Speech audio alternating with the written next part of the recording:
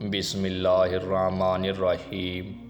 السلام علیکم ناظرین، اگر آپ اسلامک واقعات میں دلچسپی رکھتے ہیں تو میرے اس چینل اسلامک دیپ وائس کو سبسکرائب کریں اور بیل آئیکن پر کلک کر دیں۔ ناظرین، آج کا واقعہ ایک نمازی شخص اور شیطان کے اوپر ہے۔ ناظرین، ایک شخص رات کے اندھیرے میں فجر کی نماز پڑھنے گھر سے نکلا۔ اندھیرے کی وجہ سے اسے ٹھوکر لگ گئی اور منہ کے بل کیچڑ میں گر گیا۔ کیچڑ سے اٹھ کر وہ گھر واپس آیا اور لباس تبدیل کر کے وہ دوبارہ مسجد کی طرف چل دیا۔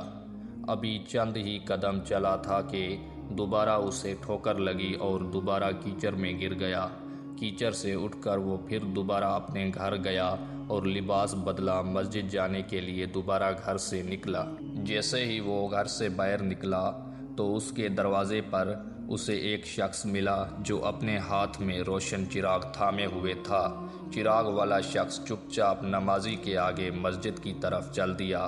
اس مرتبہ چراغ کی روشنی میں نمازی کو مسجد پہنچنے میں کسی دشواری کا سامنا نہیں کرنا پڑا۔ وہ خیریت سے مسجد میں پہنچ گیا۔ مسجد کے دروازے پر پہنچ کر چراغ والا شخص رک گیا۔ نمازی اسے چھوڑ کر مسجد میں داخل ہو گیا اور نماز ادا کرنے لگا۔ نماز سے فارغ ہو کر مسجد کے باہر آیا تو وہ چراغ والا شخص اس کا انتظار کر رہا تھا تاکہ اس نمازی کو چراغ کی روشنی میں گھر چھوڑ آئے۔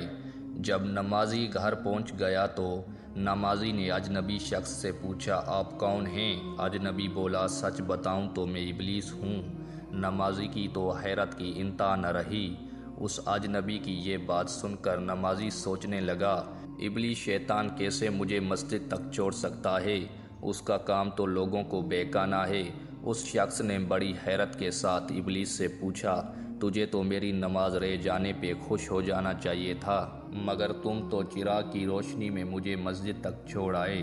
ابلیس نے جواب دیا کہ جب تمہیں پہلی بار ٹھوکر لگی اور تم لباس تبدیل کر کے مسجد کی طرف پلٹے تو اللہ تعالیٰ نے تیرے سارے گناہ معاف کر دیے۔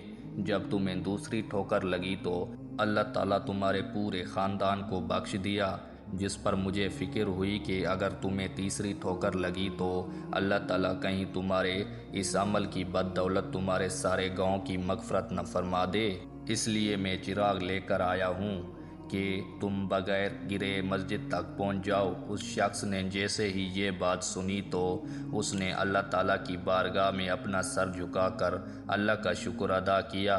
تو دوستو، یہ ہے شان ہمارے رب کی۔